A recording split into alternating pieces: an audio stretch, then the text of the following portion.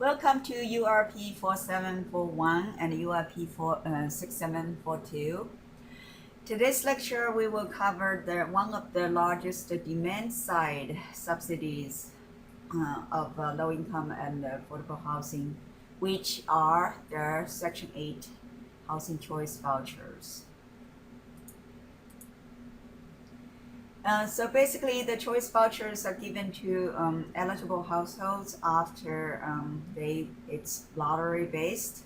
It's not first come first serve. Okay, it's lottery based in most of the housing authorities. And then if they get the voucher, they are able to use the voucher all throughout the country to find a housing unit which accepts the voucher.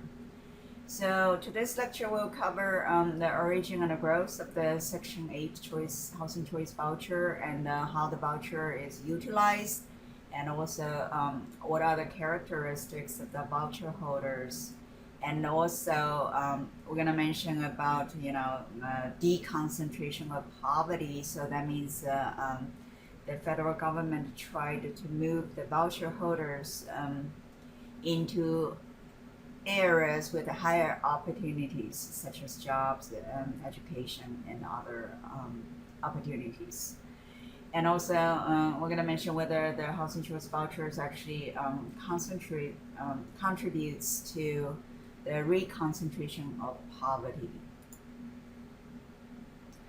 The Housing and Community Development Act of 1974 established Section 8 existing housing program, and later it's called a Section 8 rental voucher program, and they changed the names.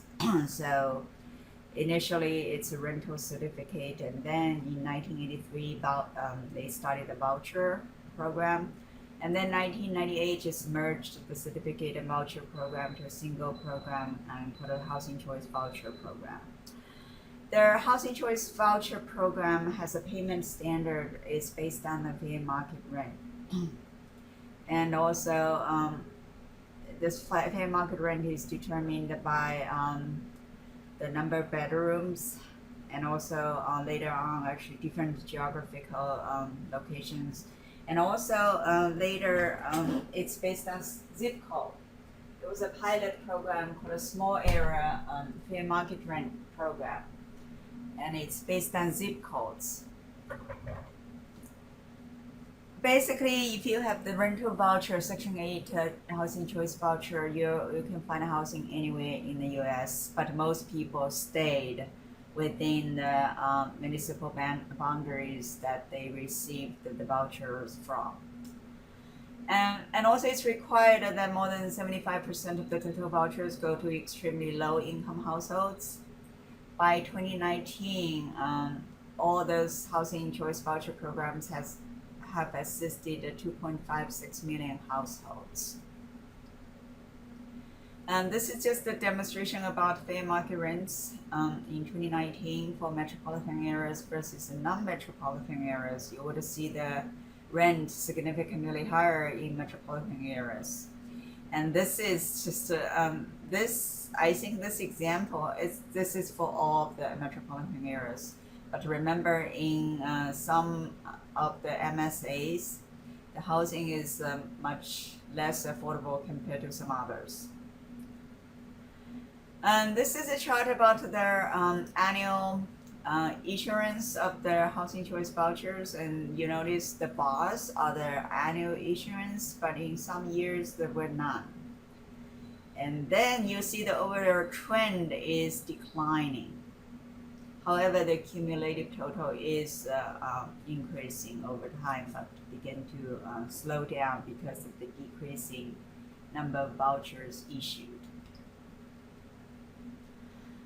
Once you get a voucher, you have a certain time period to look for a house, housing, or look for a house or apartment to live in.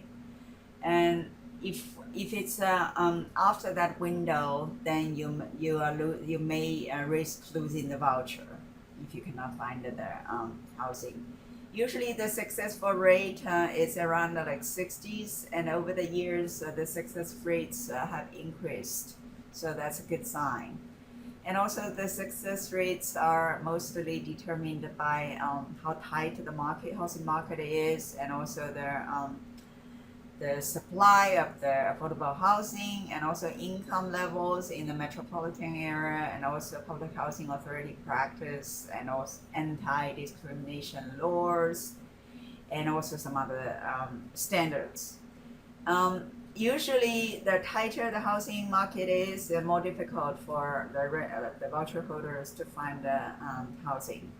And also larger households tend to have more difficulty finding housing. This subsection will mostly focus on the voucher holders. You will notice that they have much better economic prospects compared to the public housing residents. And also, some of them, the major source of income are from wages, like 35%. Over the years, a larger portion of voucher holders have the income source from wages instead of from like welfare or social security benefits or pensions. And more than half of the voucher holders have children. And those are just some of the illustrations about the voucher holders, about the income category. The most of them are between 10,000 and 15,000, and also between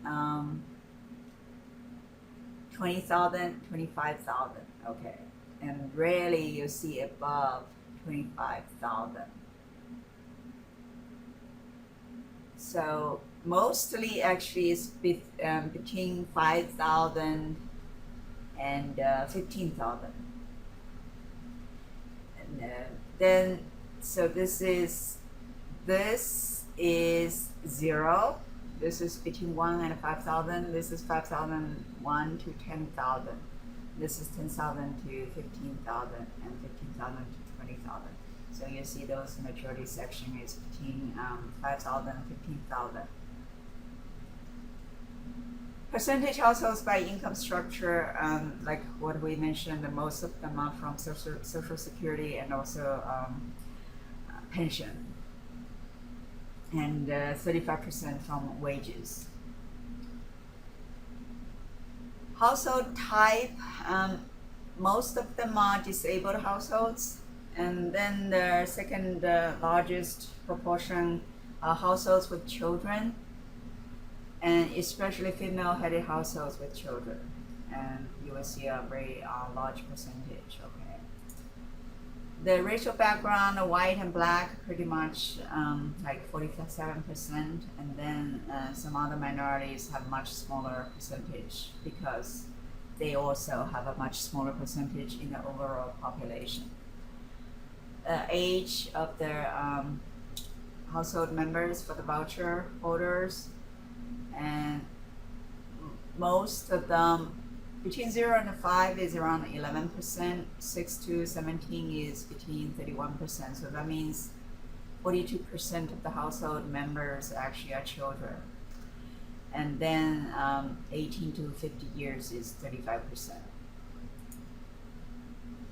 The household size, majority is 1 person and then 2 persons. The unit size, most of them 1 bedroom and 2 bedrooms, sometimes 3 bedrooms. Time in current unit, it's a long-term trend that many people actually live in those units in a on a long-term basis. So this is 1 to 2 years, 2 to 5 years, 5 to 10 years, and 10 to 20 years. So almost over half of them live in the units between 5 and 20 years.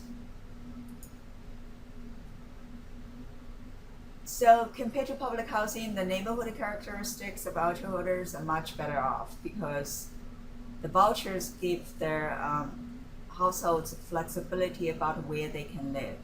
That means as long as the landlord accepts the voucher, as long as their rent is not over fair market rent, And sometimes it can be over, but depends on the housing authority and also the tenants to see who's going to cover that portion where that is higher than the fair market rent.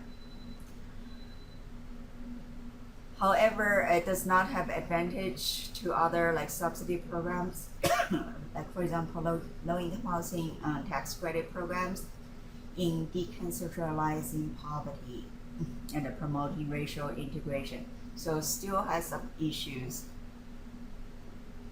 to alleviate poverty concentration. However, in the public housing section, we mentioned about the Hope 6 programs try to relocate certain households in public housing into different neighborhoods. We will find that Hope 6 program was able to allocate the households in a variety of different types of neighborhoods with much lower poverty rates compared to compared to the public housing units. And this is also indicates that the Hope 6 tracts, 71% they actually moved to much lower concentration of minority census tracts. So that means it's not highly concentrated after the relocation program. So that means Hope 6 does help to decentralize poverty and also trying to move the public housing residents into a diverse array of neighborhoods with different characteristics and also different socioeconomic statuses. There are a few programs trying to help residents to move to neighborhoods with higher opportunities, like higher income, higher educational attainment, and also better schools. Some of them are like, for example, the litigation programs of Chicago's contracts program. That program was the outcome based on some lawsuits against Chicago Public Housing Authority and also the HUD, because the lawsuit indicates that Housing Authority and HUD intentionally segregates residents based on race. So that's the lawsuit. And based on the lawsuit, then the new program was trying to mix racial minorities into majority white neighborhoods. In that way, will try to reverse their allegation about segregation, intentional segregation. And some other programs called Moving to Opportunity, basically trying to help those voucher holders to find neighborhoods with a low poverty rate and higher opportunities for education and income and other things, and also combining with supportive services and other services. There are other programs like Regional Opportunity Counseling Program, Baltimore Housing Mobility Choice Community Initiative Mobility. There are quite a lot of the similar mobility programs helping housing choice vouchers to move to higher opportunity areas, coupled with counseling and like mental health, physical health counseling, and also supportive services like job training and some other things, trying to help the voucher holders to move to better neighborhoods and a better housing. Some of the programs, the mobility programs, were quite successful. The Chicago's program was pretty successful. The Moving to Opportunity program and other programs, they have mixed results. So some of the program outcomes are better than others in integration of income and also racial and ethnic background. There are a lot of challenges trying to integrate voucher programs with supportive services such as mental services and also mental health, physical health, educational training, job training, etc., because of the funding and also because of personnel and also some other challenges to integrate those programs. And so, does the Section 8 housing choice vouchers promote concentration of poverty. And does that mean, the housing choice voucher holders will most likely to find a housing in low-income neighborhoods? The answer is yes and no, but however, little evidence indicates that voucher holders actually contribute to reconcentration of poverty. So that means the housing choice voucher programs has been pretty successful. However, there are some obstacles for landlords to use to accept the vouchers. Some of the obstacles include the red tapes and also bureaucracies in order to get qualified to be in the voucher program. For example, every year those units have to be inspected, and also every year their payment standards have to be adjusted based on the income of the tenants. And also the landlords, oftentimes if they can see like stability of the rents, especially during COVID, a lot of regular housing like renters are not able to pay for their regular rents. But for the housing choice voucher programs, the landlords, they were able to continue to receive rents because it's guaranteed. At least the portion that HUD is responsible for is guaranteed, and which greatly reduced the uncertainties of risks regarding like renters don't pay the rents. So it's pros and cons for the landlords when they make decisions to choose, and also for housing markets where the market rent is relatively low compared to the fair market rent. There are more incentives for the landlords to accept vouchers as well. So, but again, how to streamline like customer services for the landlords, how to streamline the like different types of forms, inspections, etc., requirements, which may incentivize the landlords to accept vouchers. Again, some landlords also are afraid of like tenants destroying like the housing units, etc. But many of the tenants, once they get the voucher, they actually value the voucher very much, because if they do something like if they try to damage the property, they don't pay the rent, they will be evicted, then they will lose the vouchers. So that means especially households with families and some other types of households, they don't really want to risk losing the vouchers. So many of them are very good renters, tenants.